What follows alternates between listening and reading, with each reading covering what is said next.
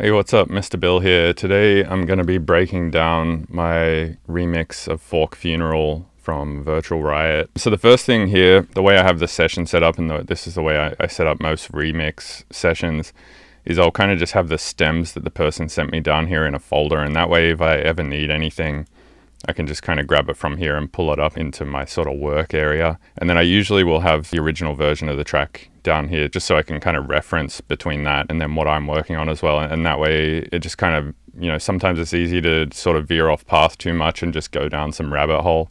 So it kind of helps me be able to sort of reference the original and make sure that I'm sort of doing the original justice. So yeah, basically I have these down here, and then on these group, on the stem group and the reference channel, I have these going out, external out 1 and 2, and that way it just skips the master completely, so none of my master processing is going to be affecting those things. And I can explain my master processing here in a bit, especially this transient re-adder thing, which is kind of interesting, I think. So let's get into it. So the first interesting thing about this is actually a Virtual Riot sound, which is this acid sound here. It's kind of like the main sound of really the song, and that sounds like this. And the way that this sound is working is it's pretty much just this auto filter running into a saturator and an OTT. If you remove the auto filter from the equation, you just get this. So it's basically just like a distorted saw wave or something like that. Oh, let's actually check. Okay, I guess it's a saw wave. And that's basically it. It's a saw wave with an auto filter on it running into a distortion. And if you remove these things from the equation, then you get this. So yeah, saw wave with a little bit of noise. And so what this auto filter is doing is it's a bandpass filter, and the frequency of it is being automated, and that's what's changing the note. So it's basically all the same note, but depending on what this frequency is depends on what note comes out the other end, because you're basically boosting that frequency into a distortion and an OTT. So if I just sort of scroll through this cutoff here while it plays, you'll see what I mean.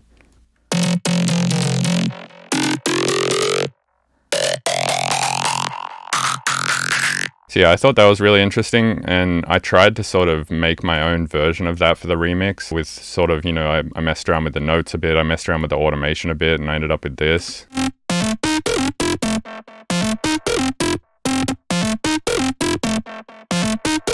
And for basically the first half of the time that I was working on this remix, I worked on it for about a week or so. And for like the first half of the week, that was going to be like the main acid sound. It was going to be kind of a take on Virtual Riot's acid sound. And then at some point I decided he kind of nailed it with his one, so I'm just going to use his one. But yeah, I'll show you what it sounds like with that anyway.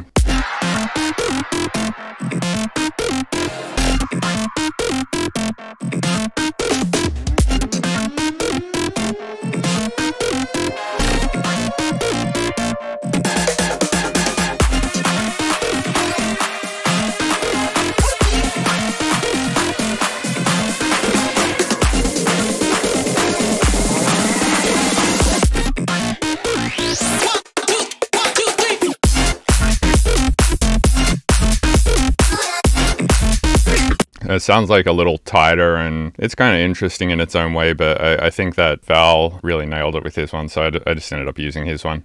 So that's kind of like, yeah, the first interesting thing about it. I'll talk about this transient re-adder thing because that's kind of interesting. So for the drums, I used the kick, the original kick from the tune. I just sort of went and cut it from one of these stems here. Like I just grabbed one of these kicks and I think just consolidated it and then dragged it into a simpler. And then for the clap, I'm using a Sultan clap for the transient, which sounds like this. So that's kind of just the transient, and then I'm using a Eli sample, Eli derp for this noise layer, and then I'm using a medicine clap for the clap layer. And then if you play them all together, you get this kind of nice meaty clap.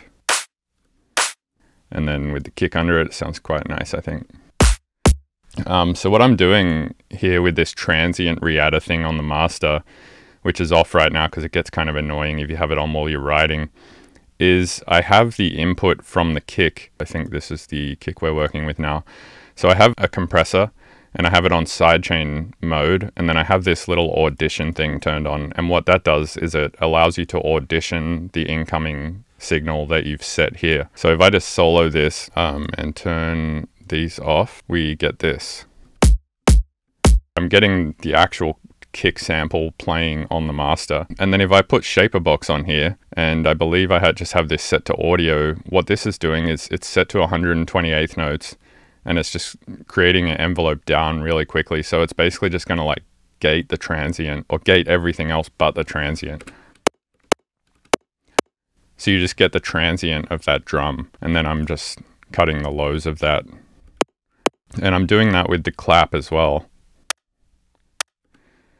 So then pretty much what I have here is I have the kick transient and the clap transient, and then I have the original signal here, which is just the dry signal, except this has the opposite thing going on. Every time a transient happens, it ducks the signal. It's basically like side chaining out that transient.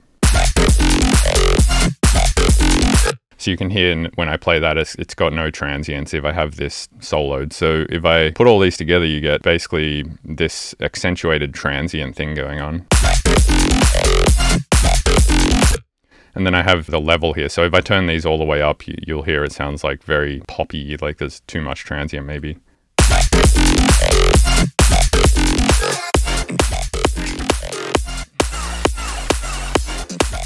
So the reason I'm doing this is because I'm basically destroying the signal here with this K clip, which is kind of just like squashing everything together.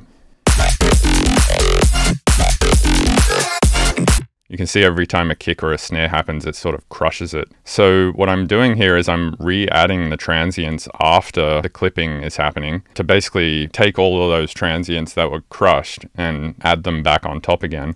And then after that, I'm just doing some light limiting.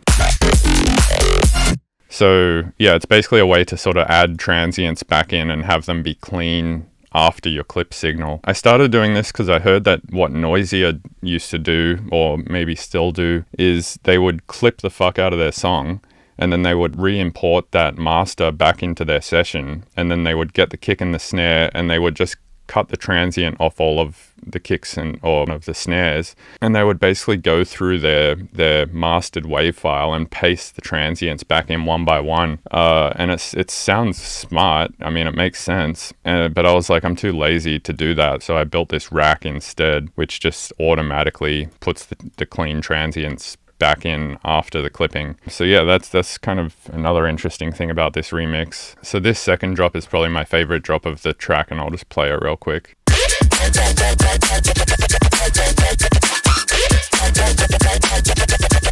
My DJ.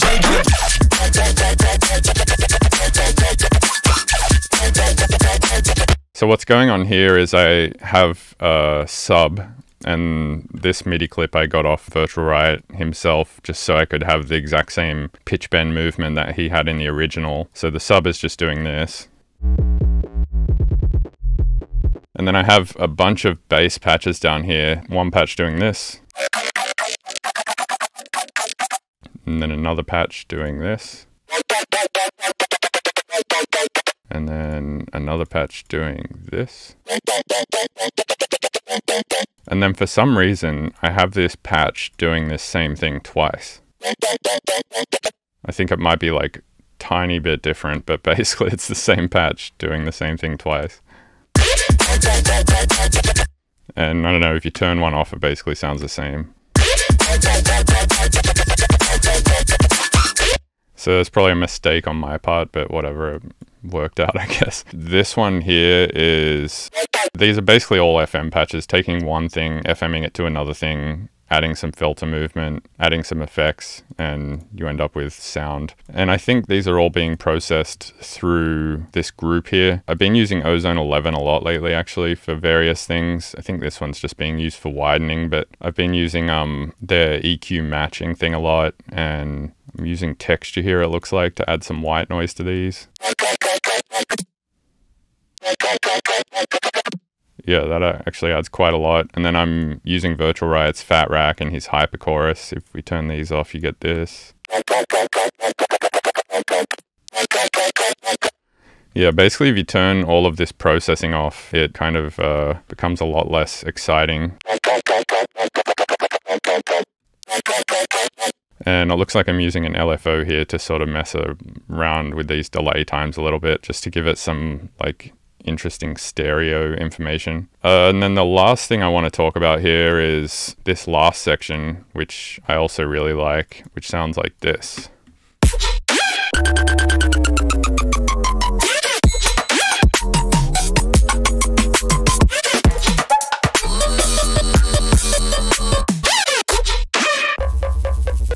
So this is a bass also that Virtual Riot made. It's kind of an interesting patch. It's this wavetable that I assume he made somehow, and it's just pitched down really low. So if we play it, and it has basically pitch bend information in the MIDI clip. So if we play it, you get this kind of movement where it sounds like it's looping in a sampler and slowing down. But if we pitch this up, it just sounds kind of like a normal sound. Like it's more tonal, but you can kind of hear the clickiness of it. And if you pitch, so basically by pitching it down, you just hear the like resetting point of that waveform or wavetable, whatever you want to call it, over and over again. So if we pitch it down even further, say by 2 more octaves, it'll just do the same thing, but slower.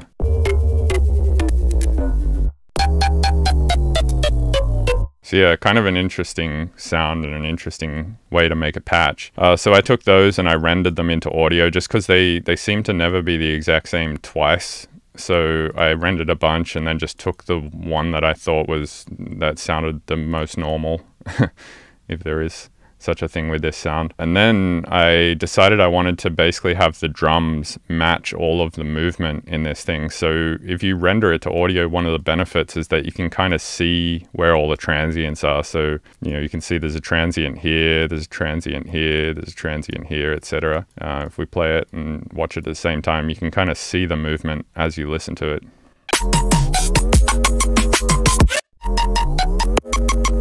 So what I did is I just took a version of this and I think I copied it up here into the drum group, and I kind of just used that as like a visual thing to build the drums off. So if we take a look here at all of these drums, you can see pretty much all of them land right here on one of these transients. So instead of using the musical grid, like, the normal grid that you would use here that Ableton gives you, I just kind of turned it off and just matched it up to this bass sound. I kind of really, this one's a little bit off.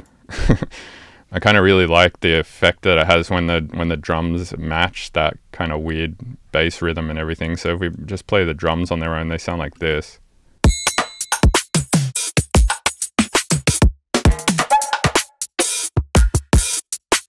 So that's basically how I made that bit. These are just sort of random samples I found, random hi-hats, random toms, whatever, just like various drum samples. I really like this tweaker too. I feel like the tweaker really sets it off.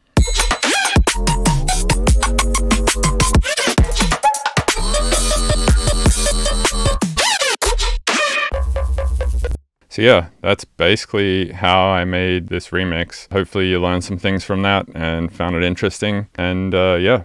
Have a good one.